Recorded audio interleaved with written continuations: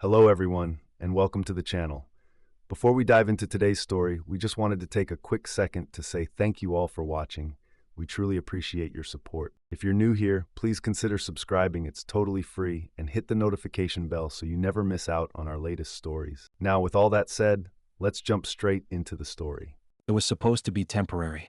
The modern police station on Whitby Road had suffered a freak electrical fire, forcing officers to relocate to the old station on Penley Street, an abandoned Victorian-era building decommissioned over 20 years ago. Thick with dust, creaking with every gust of wind, the place felt more like a mausoleum than a place of law and order. PC Emma Hargreaves, recently transferred from Manchester, didn't like it from the moment she stepped in. The brick walls sweated damp, the fluorescent lights buzzed with a sickly green glow, and the old cells in the back, though unused, were still barred shut, their rusted doors groaning in protest at the occasional draft. It was on her third night shift that she first noticed something off.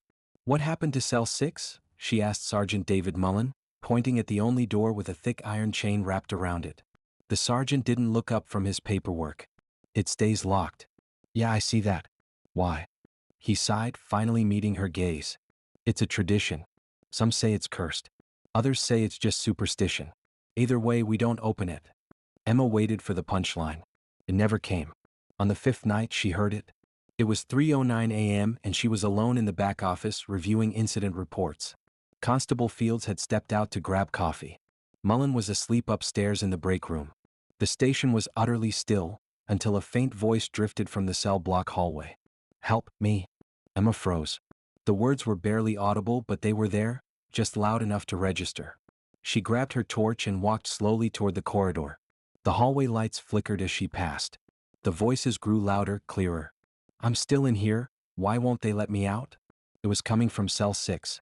The voice was male, cracked and hoarse like a man who'd been shouting for days.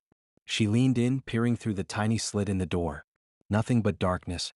She radioed in. "Sarge? You awake?" No answer. Another voice whispered from behind her ear. "He won't wake up." Emma spun around. Nothing. Just the corridor and the quiet hum of dead air. When Fields returned 20 minutes later, Emma was standing silently in the hallway, her torch off, eyes fixed on the chained cell.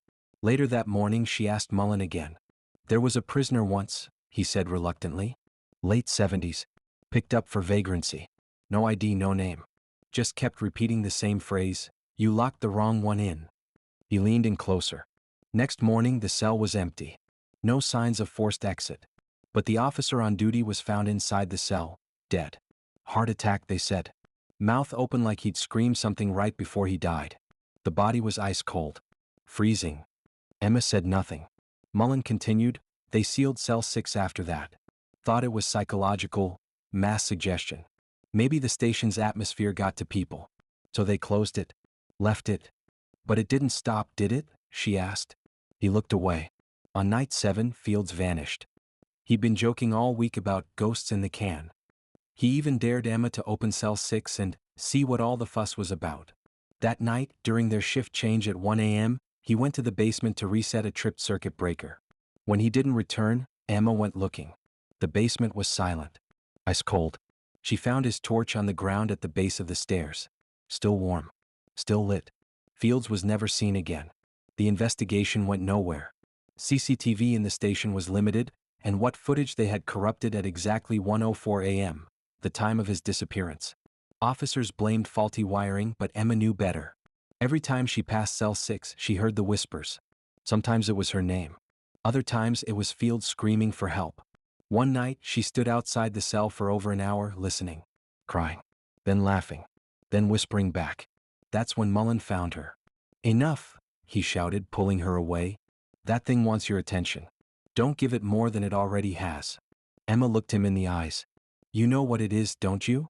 He said nothing. 3 nights later, she broke the chain. It wasn't a grand decision, more like inevitability.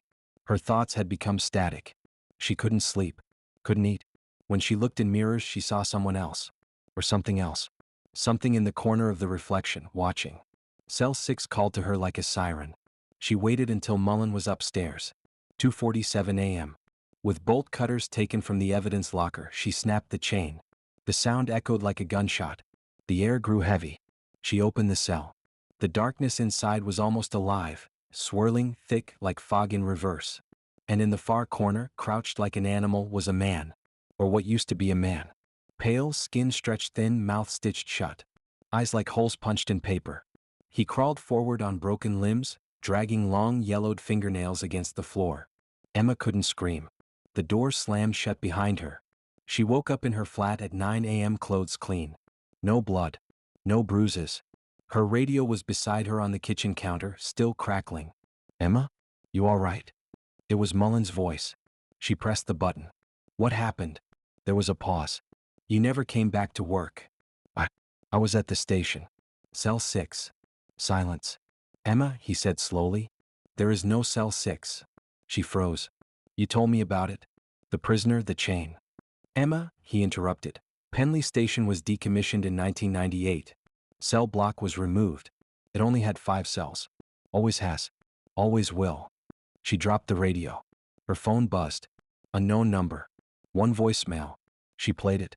Just static. Then, "You locked the wrong one in." Click. 1 week later. Sergeant Mullen retired. Sudden, no warning. Moved out of town. No forwarding address. Emma stopped showing up for work. Police visited her flat. It was empty.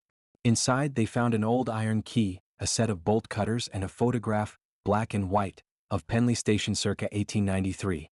In the image, behind the barred windows of what should have been cell 6, a face could be seen. It was pale. Grinning. Mouth stitched shut. A new recruit walks the halls of the Penley Street station, now being renovated into a historical exhibit. Sunlight filters in through dusty windows, casting golden shafts across peeling walls and rusting bars. The atmosphere is quieter now, sterile, almost too quiet. The recruit, PC Martin Ellis, is young, curious, and perhaps a little too confident. He walks beside an older officer, PC Lorna Blake, who's been assigned to help with the archival process. As they pass the remnants of the old cell block, Martin chuckles, tapping one of the iron bars with his knuckle. "There's no way anyone worked here at night. Too creepy." Lorna smiles faintly but doesn't laugh. "Yeah," she says after a moment. "I heard someone once opened a cell that didn't exist." Martin raises an eyebrow. "What do you mean, didn't exist?" Lorna shrugs. "That's just the story. A 6th cell. Some say it was never on the blueprints, but people heard things. Voices. Then a constable vanished. Right around the time they shut this place down." Martin pauses, glancing down the corridor. Only 5 doors, clearly labeled. He grins. Urban legend. Every place has one. They continue walking, boots echoing against the concrete floor. Their voices fade down the hallway. Lorna looks back, toward the far end of the corridor. Toward a section of the wall that looks newer. Bricks that are subtly different in shade, almost as though they've been placed there more recently. A faint creaking sound. The air seems to shift. Then, faintly, a whisper curls into existence. "Still here, still listening?" The bricks begin to weep with condensation. No, not water. Blood. It trickles slowly from the cracks, dark and syrupy, running in thin streams down the mortar. Another whisper now, this one closer, deeper. "You locked the wrong one in." Suddenly, a sharp knock from behind the wall. Once, twice, 3 times. Silence.